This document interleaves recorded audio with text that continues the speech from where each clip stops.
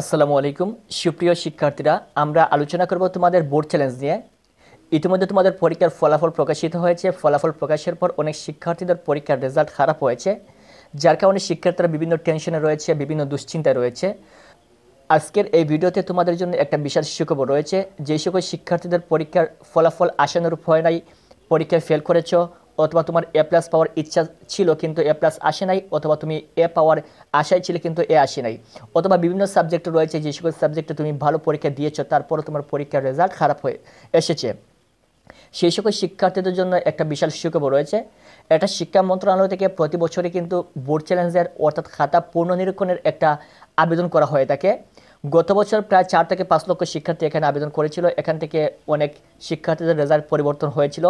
বাংলাদেশের প্রত্যেকটা শিক্ষা বোর্ডে এরকম একটা নিয়ম চালু করা হয়েছে যে বোর্ড চ্যালেঞ্জ, অর্থাৎ মনে করো অনেক সময় রয়েছে শিক্ষার্থী পরীক্ষা ভালো দিয়েছে তারপরও তার পরীক্ষায় ফেল চলে আসে, শিক্ষার্থী ভালো পরীক্ষা দিয়েছে তারপর পরীক্ষায় তার রেজাল্ট খারাপ চলে আসে, এরকম কিন্তু অনেক সময় হতে পারে।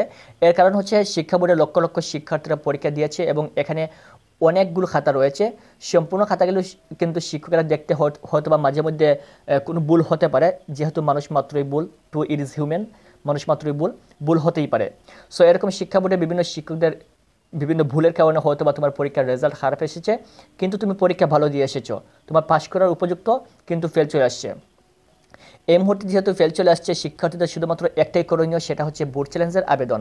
তাছাড়া কিন্তু শিক্ষার্থীর আর দ্বিতীয় কোনো করণীয় নেই। সো কীভাবে বোর্ড চ্যালেঞ্জের আবেদন করতে হয় এবং এই বোর্ড চ্যালেঞ্জ সম্পর্কে কয়েকটা গুরুত্বপূর্ণ তথ্য তোমাদেরকে এই ভিডিওতে জানিয়ে দিব। প্রথমে তোমাদেরকে জানিয়ে রাখি, বোর্ড চ্যালেঞ্জের আবেদন শুরু হবে 13 তারিখ থেকে 19 তারিখ পর্যন্ত, অর্থাৎ 13ই মে থেকে 19শে মে পর্যন্ত এই এক সপ্তাহ সময়ের ভিতরে শিক্ষার্থীরা বোর্ড চ্যালেঞ্জের আবেদন করতে পারবে। এবং এখানে শিক্ষা বোর্ডের নির্দিষ্ট ফি রয়েছে, এই নির্দিষ্ট ফিয়ের মাধ্যমে আপনি বোর্ড চ্যালেঞ্জের আবেদন করতে পারবেন। যদি আপনার কাছে একটা টেলিটক সিম থাকে তাহলে এই সিমের মাধ্যমে আবেদন করতে পারবেন। কীভাবে আবেদন করতে হবে সেটা নিয়ে অলরেডি আমাদের চ্যানেলে ভিডিও রয়েছে, আপনারা ভিডিও ডেসক্রিপশন থেকে সেই ভিডিওটা অবশ্যই দেখে নেবেন।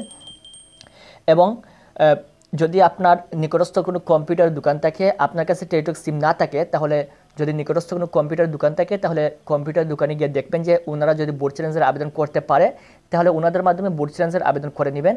তাছাড়াও যদি আপনার অসুবিধা হয় তাহলে আমাদের স্ক্রিনে হোয়াটসঅ্যাপ এবং ইমো নাম্বার রয়েছে, আপনারা এখানে যোগাযোগ করবেন, আপনাদেরকে বোর্ড চ্যালেঞ্জের আবেদন করে দেওয়া হবে ইনশাল্লাহ। আমরা 2 নম্বর যে বিষয়, এটা খুবই গুরুত্বপূর্ণ, অনেক শিক্ষার্থীরা জানতে চাচ্ছিলেন যে যদি আমি এই মুহূর্তে বোর্ড চ্যালেঞ্জের আবেদন করি, আমার বর্তমানে যে জিপিএ পয়েন্ট রয়েছে এই জিপিএ পয়েন্ট থেকে জিপিএ পয়েন্ট কমবে কিনা। ওটা শিক্ষার্থীরা কিন্তু এখানে ভয় পাচ্ছে। তার বর্তমানে মনে করে জিপিএ 4.90 রয়েছে, সে যদি 2টা অথবা একটা সাবজেক্টে বোর্ড চ্যালেঞ্জের আবেদন করে তাহলে 4.90 থেকে খুব সহজে কিন্তু এ প্লাস চলে আসার একটা সম্ভাবনা রয়েছে।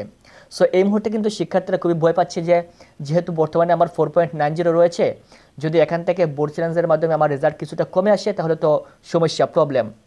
সো এখানে তোমাদেরকে জানিয়ে রাখি, বোর্ড চ্যালেঞ্জের একটা নিয়ম হচ্ছে তোমার রেজাল্ট কখনো কমবে না, রেজাল্ট বাড়ার সম্ভাবনা রয়েছে, রেজাল্ট বাড়বে অবশ্যই, রেজাল্ট বাড়তে পারে, কিন্তু কমার কোনো সিস্টেম নেই, কমার কোনো সম্ভাবনা নেই। এখানে প্রায় 4 থেকে 5 লক্ষ শিক্ষার্থী বোর্ড চ্যালেঞ্জের আবেদন করে।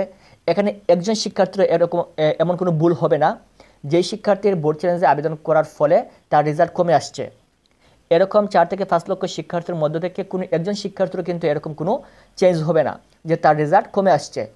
রেজাল্ট বাড়ার সম্ভাবনা রয়েছে কিন্তু রেজাল্ট কমার কোনো সম্ভাবনা নেই, তার মানে রেজাল্ট কমবে না। তুমি বোর্ড চ্যালেঞ্জের আবেদন করলে তোমার রেজাল্ট বাড়বে কিন্তু রেজাল্ট কখনো কমবে না। তারপরে যে 3 নম্বর বিষয় নিয়ে আমরা আলোচনা করবো, এটা হচ্ছে মনে করো তুমি বাংলা সাবজেক্টে বোর্ড চ্যালেঞ্জের আবেদন করবে, এক্ষেত্রে কিন্তু বাংলা একটা সাবজেক্টে আবেদন করা যাবে না, বাংলা ফার্স্ট পেপার এবং সেকেন্ড পেপার দুইটাতেই কিন্তু আবেদন করতে হবে। তুমি তোমাদের পরীক্ষার যে ফলাফল রয়েছে, যে মার্কশিট রয়েছে, এই মার্কশিটে দেখবে এখানে বাংলা প্রথম এবং বাংলা দ্বিতীয় মিলিয়ে মোট একটা সাবজেক্ট ধরা হয়েছে। তার মানে যদি তুমি বাংলা ফার্স্ট পেপার অথবা সেকেন্ড পেপার যে কোনো একটা সাবজেক্টে তুমি ফেল করো, তাহলে কিন্তু তোমার বাংলা ফার্স্ট এবং সেকেন্ড পেপার ওই দুইটা সাবজেক্টেই কিন্তু বোর্ড চ্যালেঞ্জের আবেদন করতে হবে।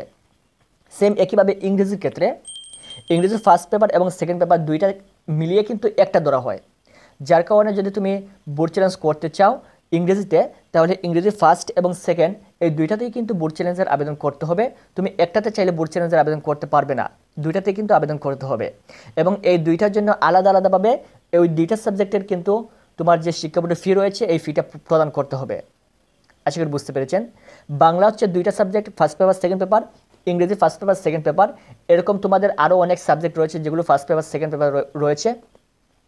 এই সকল সাবজেক্টে তোমাদেরকে আবেদন করতে হলে 2টা সাবজেক্টেই ফি পরিশোধ করতে হবে এবং এই 2টা সাবজেক্টেই কিন্তু আবেদন করতে হবে। আশা করি বুঝতে পেরেছেন। তারপর হচ্ছে আমরা 4 নম্বর যে বিষয় নিয়ে আলোচনা করবো, এটা হচ্ছে তোমাদের বোর্ড চ্যালেঞ্জের ফলাফল কবে প্রকাশিত হবে। বোর্ড চ্যালেঞ্জের ফলাফল মূলত 1 মাস পর প্রকাশিত হয়। যেহেতু 13 তারিখ থেকে তোমাদের বোর্ড চ্যালেঞ্জের আবেদন শুরু হবে এবং 19 তারিখ পর্যন্ত বোর্ড চ্যালেঞ্জের আবেদন চলবে, তাহলে মে মাসের 19 তারিখ পর্যন্ত আবেদন চলবে। জুন মাসের 19 অথবা 20 তারিখে তোমাদের পরীক্ষার ফলাফল প্রকাশ হবে, বোর্ড চ্যালেঞ্জের ফলাফল প্রকাশিত হবে। বোর্ড চ্যালেঞ্জের ফলাফল আমরা কীভাবে দেখব, যেভাবে আমরা স্বাভাবিকভাবে আমাদের এসএসসি পরীক্ষার ফলাফল আমরা কিছুক্ষণ আগে দেখলাম, সেম একইভাবে কিন্তু তোমরা বোর্ড চ্যালেঞ্জের ফলাফল দেখবে। যদি পরিবর্তন হয় তাহলে সেখানে চেঞ্জ দেখাবে, সেখানে পরিবর্তন দেখাবে। আশা করি বুঝতে পেরেছেন। এই ছিল বোর্ড চ্যালেঞ্জ নিয়ে কয়েকটা গুরুত্বপূর্ণ তথ্য। সামনে তোমাদের বোর্ড চ্যালেঞ্জের রেজাল্ট প্রকাশিত হবে। বোর্ড চ্যালেঞ্জ সংক্রান্ত সকল আপডেট তথ্য সবার আগে পেতে অবশ্যই আমাদের এই চ্যানেলটি সাবস্ক্রাইব করে পাশের বেল বাটনে ক্লিক করে অল করে রাখবেন। ধন্যবাদ।